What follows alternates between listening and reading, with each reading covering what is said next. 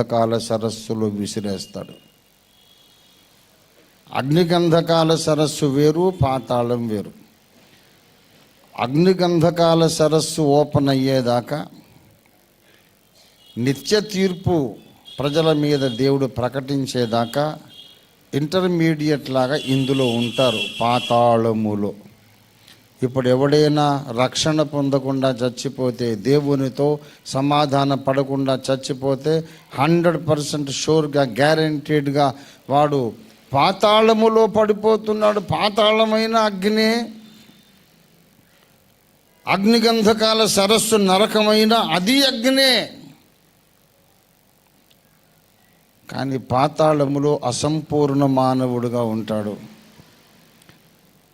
అగ్నిగంధకముల సరస్సులో సంపూర్ణ మానవుడుగా ఉంటాడు. పాతాళంలో త్రిత్వముగా ఉండడు. దేవుడు మనిషిని త్రిత్వముగా చేశాడు. దేవుడు తండ్రి, కుమార, పరిశుద్ధాత్మలు అనబడే త్రిత్వముగా ఉన్నాడు గనక అదే పోలికలో శరీరము, ఆత్మ, ప్రాణము అనే త్రిత్వంగా మనుషులను చేశాడు. కానీ చచ్చిపోయినప్పుడు ఈ త్రిత్వంలో 3లో 1 మట్టి పాలై నశించిపోతుంది. ప్రాణము, ఆత్మ మాత్రమే మిగులుతాయి. అప్పుడు మనిషి త్రిత్వము కాదు, ద్వంద్వము, ట్రినిటీ కాదు, డ్యూయాలిటీ,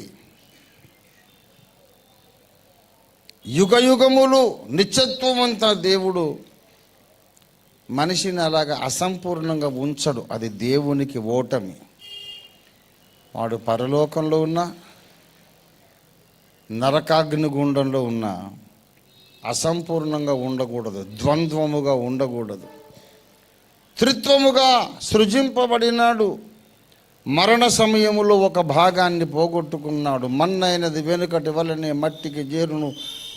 ఆత్మ దాన్ని దయచేసిన దేవుని వద్దకు వెళ్ళిపోతుంది. అక్కడ 2 పార్ట్సే ఉన్నాయి, ఆత్మ ప్రాణమే ఉన్నాయి.